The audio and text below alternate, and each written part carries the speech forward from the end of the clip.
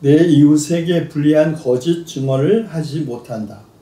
십계명 가운데 9번째 계명인 이 계명은 재판과 관계된 것입니다.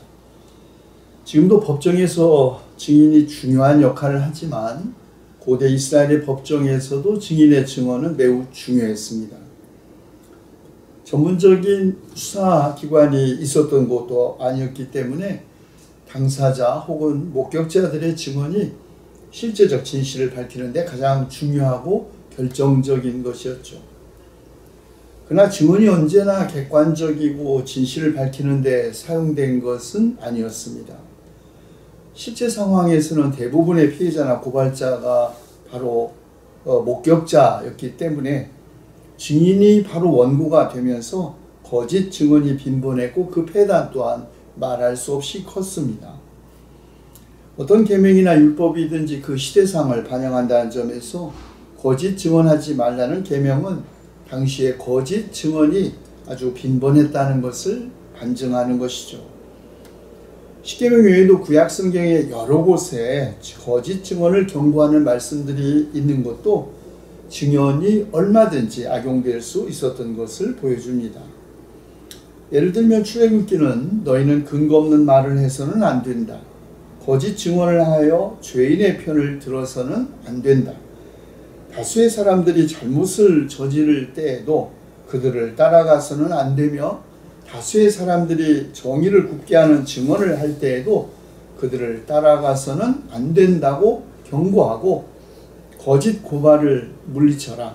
죄 없는 사람과 의로운 사람을 죽여서는 안 된다고 엄하게 명령합니다. 거짓 증언에 대한 금지령은 억울한 피해자를 막기 위한 목적에서 제정된 것이자 동시에 재판의 공정성을 지키기 위한 것에도 그 목적이 있었습니다. 그래서 신명기 법전은 모든 성읍의 재판관과 지도자를 두어 백성에게 공정한 재판을 하도록 하고 재판에서 공정성을 잃어서는 안 되고 사람의 얼굴을 보아주어서도 안 되며 재판관이 뇌물을 받아서도 안 된다고 경고하는데 그것은 뇌물이 지혜 있는 사람의 눈을 어둡게 하고 죄 없는 사람을 죄인으로 만들기 때문이라는 것입니다. 재판은 공정해야 했고 거짓 증언으로 죄 없는 사람이 피해를 당해서는 안 되었지만 그러나 예나 지금이나 현실에서는 그렇지 못하죠.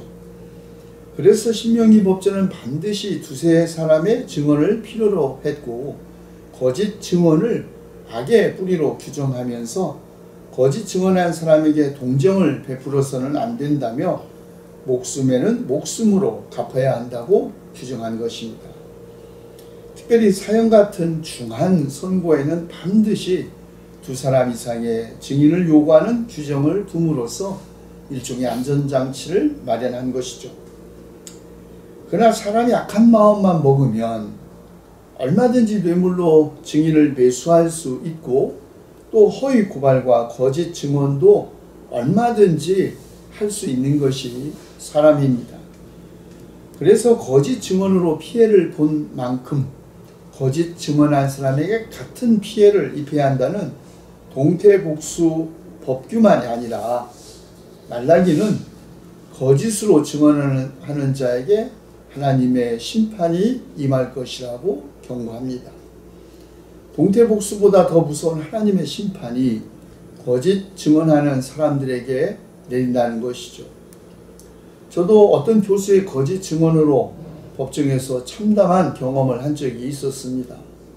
황당하고 참으로 분했지만 아무것도 위로가 되지 않았습니다. 오직 말라기의 이 말씀만이 마음을 진정시키는 데 도움이 되었죠.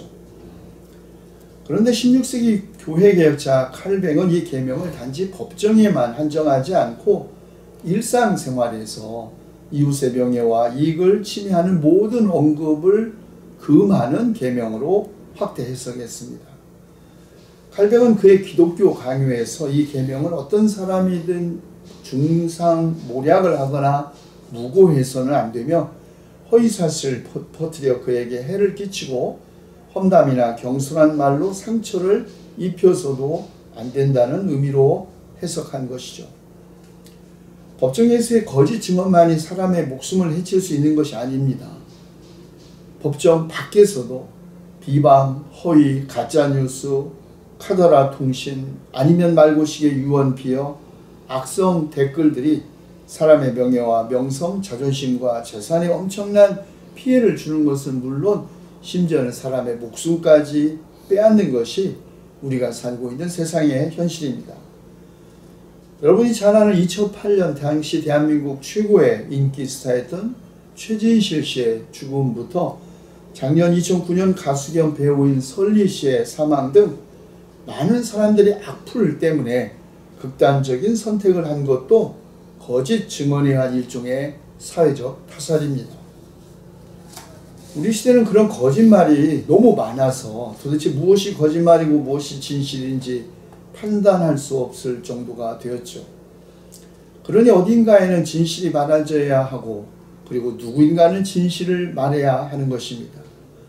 특별히 언론이 자기 역할을 다하지 못하고 가짜뉴스가 판치고 권력과 자본의 힘에 의해서 진실이 침묵을 강요당하는 곳에서 그래도 교회만큼은 믿을 수 있는 진실이 선포되는 것이어야 하고 그리스도인만큼은 진실을 말해야 합니다. 그러나 진실을 말하는 것은 쉬운 일이 아닙니다. 자신의 목숨을 걸어야 할 때도 있습니다. 그래서 순교자, 마르터라는 단어는 헬라어로 위트니스, 증인과 같은 의미를 가지고 있습니다. 순교자란 정직한 증언 때문에 자기 목숨을 잃은 사람들이기 때문이죠. 우리가 진실을 말하기 때문에 우리의 목숨을 위협받는 세상에 살고 있지 않은 것이 얼마나 다행인지 모릅니다. 그러나 그리스도인은 어떤 경우에도 거짓 증인이 되지 말라는 명령을 받았습니다.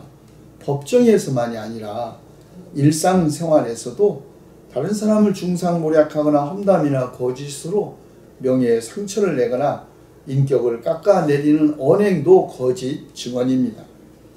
하나님은 이런 사람들을 반드시 심판하십니다. 요한계시록의 저자는 이런 거짓말쟁이들이 차지할 몫은 불과 유황이 타오르는 바다뿐이다 라고 하여 거짓말을 지옥심판의 죄로 규정했습니다.